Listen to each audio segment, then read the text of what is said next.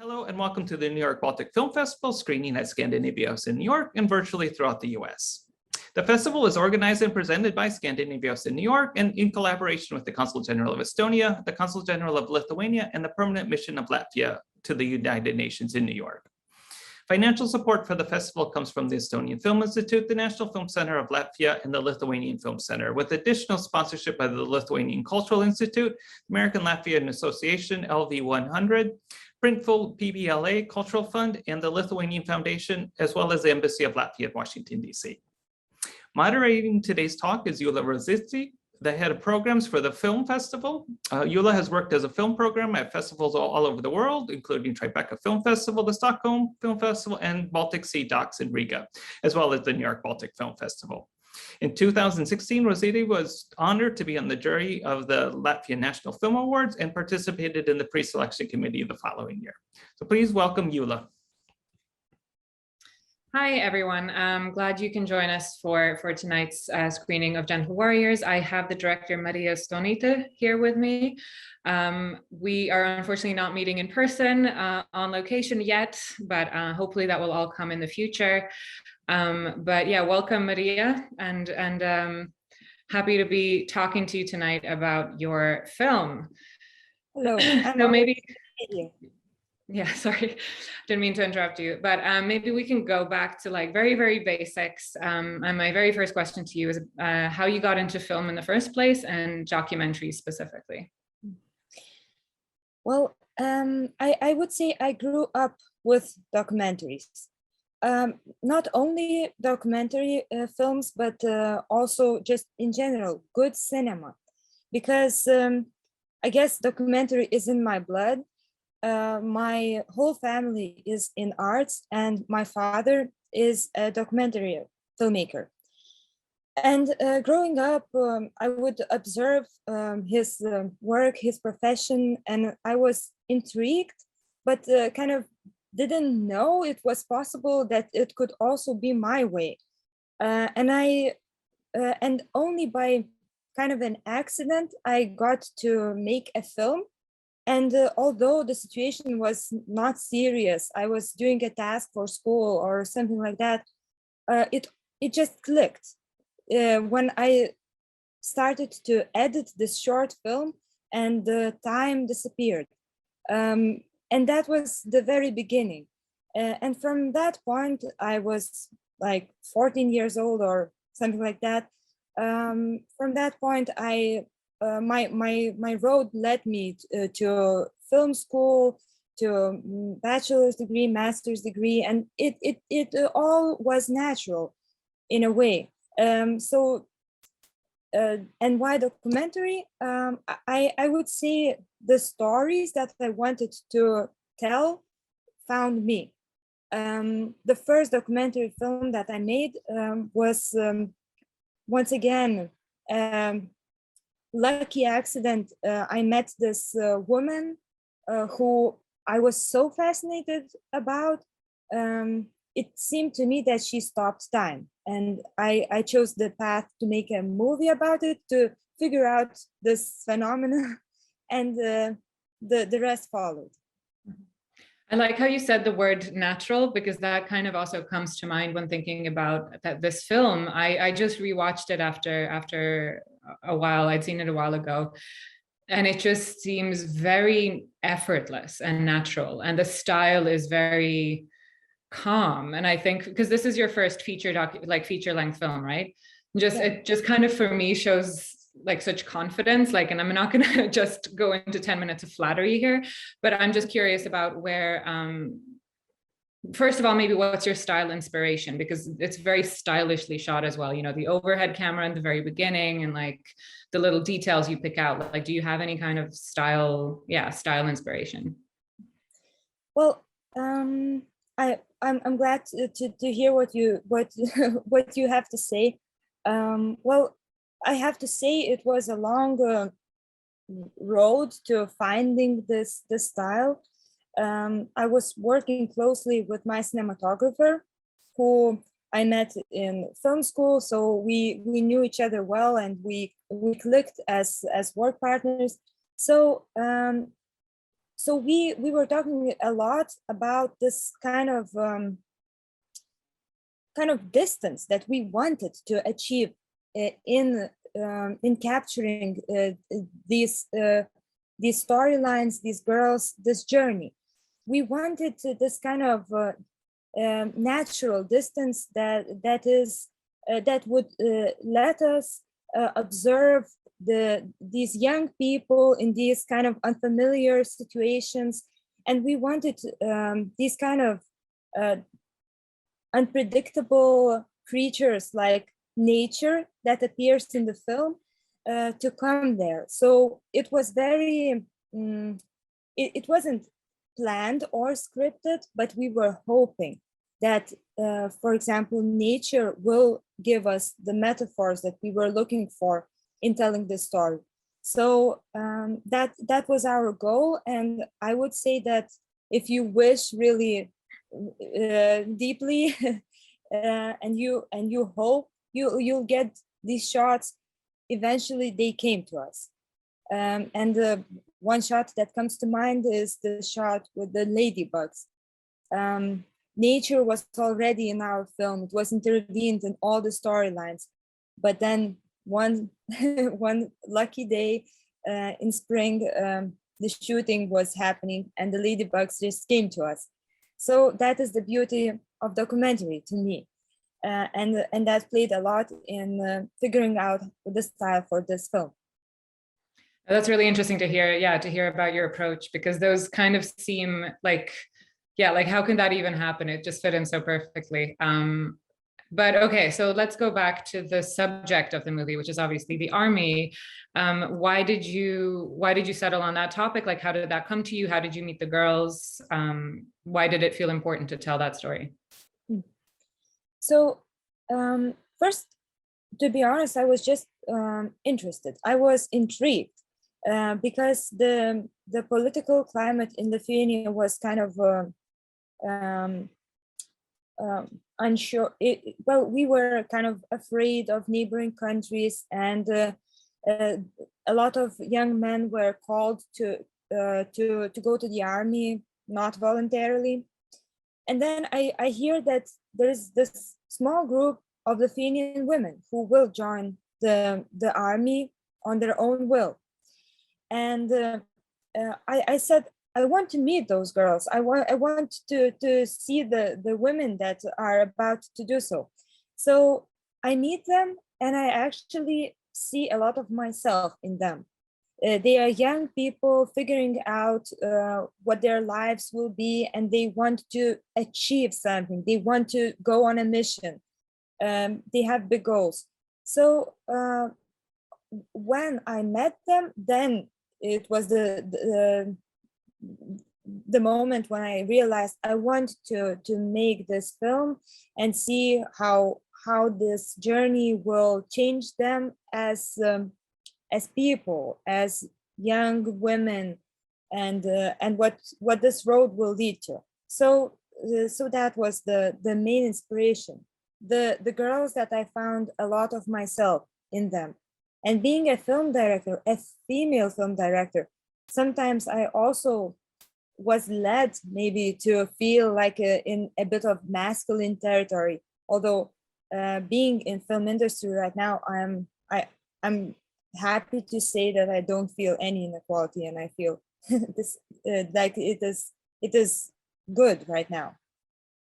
Yeah, that was an interesting idea that I also got, is like, okay, so they're kind of in a minority on this, you know, and you just see the kind of the men like on the stairway, there's just like so many of them. So obviously the girls stand out by default. And sometimes you do see the men, like you do see them seeing you or seeing the camera. But I was wondering how were you treated, or how were you looked at on the base? Like, were you seen as like a nuisance? Did you have to fight to get there? Were they like annoyed that they weren't the stars? Like, what was kind of the vibe when you were on location? Yeah. So being a documentary filmmaker, you get used to being the weirdo in a way, because people know that you are focused on something and trying to achieve something with your camera and this little crew, but usually they are kind of unaware what is really our goal.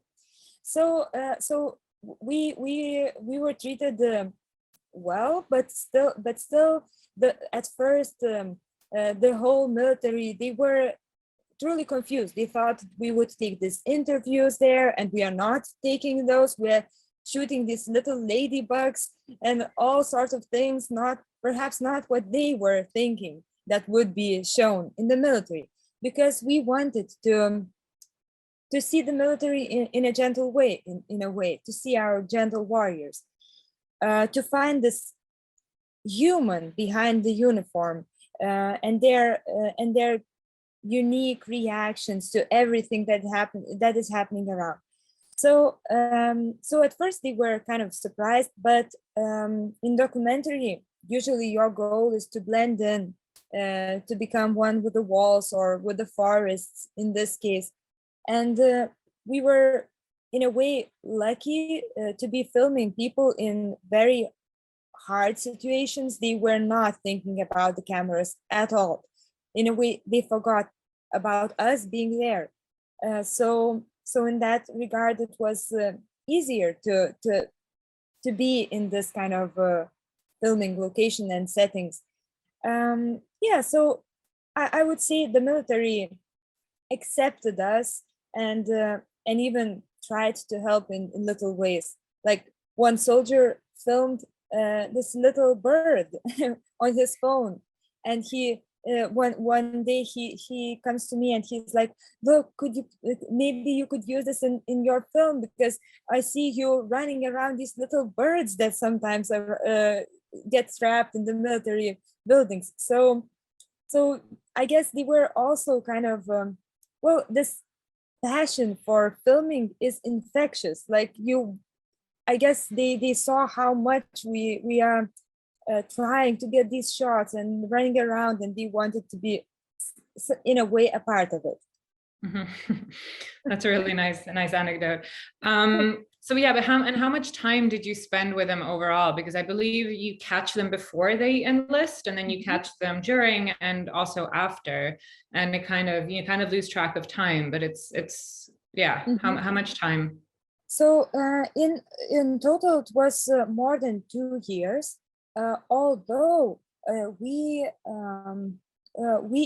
didn't have a lot of, to be honest, we didn't have a lot of time before the girls enlisted, before they went to the military. It was a month till they entered the military. So I was eager to capture their lives, how they are, how they see the world before this experience. And then of course, it was very important to notice this transformation and to actually answer this question: does this experience change them in any way or not? Maybe this big goal was just in their heads, or did it change? And of course, it changed things. How it affected their maturity, their views on life. And it was, I would say, a long filming period. But one fact tells me that it was just right amount of filming, because accidentally I realized that we used footage in the film for very essential scenes from the very first shooting expedition and the very last. And that doesn't always happen. But in this case, these really, really essential scenes happened just in the very beginning and the end. So it was that time that I realized, okay, this film ends here. Mm-hmm. And did it change your opinion of the military? I don't know if you had any preconceived notions going in. There must have been a lot of talk in society back then, but maybe even now in Lithuania about the military. Has that? And then my follow-up question to that is, what have been the social reactions to your movie? What's been the debate in like media or like in interviews that you've done? Mm-hmm.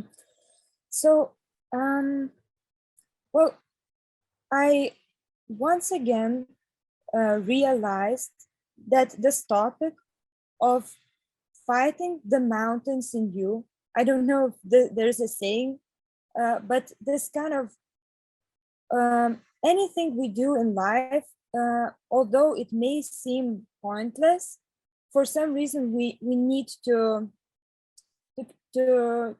conquer these tasks that we take upon ourselves. And I would say at first, because I'm not so into military myself, or I am not so political, I didn't see that much of a point. I thought that these girls will just enter the military and their romantic vision will be crushed in a way in this 9-month training course. But what I realized that I'm actually dealing with a way more complex theme of conquering, taking these missions to learn about yourself, to grow in a way, and just how important it is to always set these kind of goals in life, these kind of missions. And I realized that whatever role they will take in life, my characters will have to be warriors, maybe gentle warriors, but life consists of these steps, and this step was necessary for them to get to the point where they got. So in a way, I appreciate it more on a human level. Yeah. And then, what have been kind of people's reactions in society, and especially considering the increased militarization on the border to Belarus? Like, do you feel like it's still an important and relevant topic, or is it kind of about the crisis, a few years ago, or what are people saying? So I'm eagerly waiting for the Lithuanian premiere. So I cannot tell you much. Okay, sorry, no, I just assumed because it's played all over the world that I just assumed. But so what's the Lithuanian premiere? What's going on with that? Well, we were set that this film is made for cinema, and of course, I don't want people not to see it on any other device, because that's the times. But I hope that as much as possible, people will see it on the big screen. So we were waiting for a very dear festival, Skanorama, that will be happening on November 14th. So that is when we will release the film in our country. So I cannot tell you much, but I have to say that I was touched to get messages from people in China, from young filmmakers in China, because it was a world premiere in Guangzhou Film Festival, that they are inspired to create films, that they saw these multiple themes, not only the military, but the human side, and actually the theme of coming of age, that is the most important to me in the story. And they noticed these symbols that I placed in the film, the ladybugs, the birds, everything.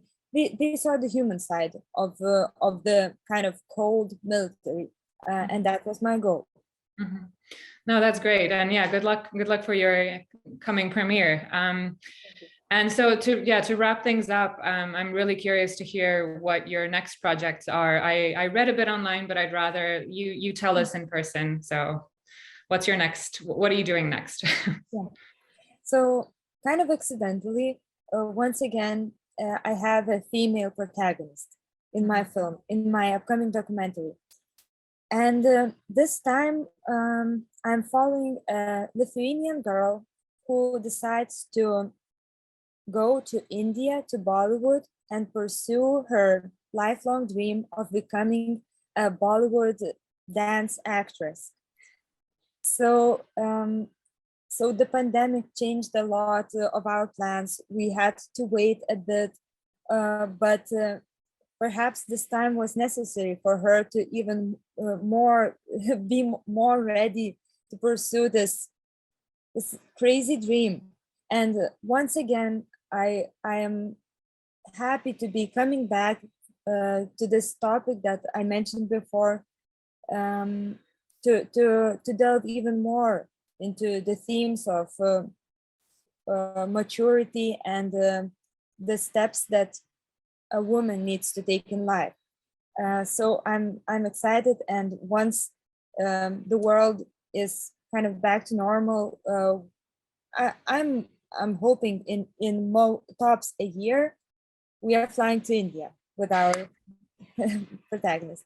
Oh, that's really fascinating. Yeah, and hopefully we'll get to see it soon. And good luck with your premiere. Good luck with your next movie. Thank you for joining us. And I hope I hope the audiences that are watching this kind of got an expanded feeling and knowledge about the film. So thank you, Marija. Thank you.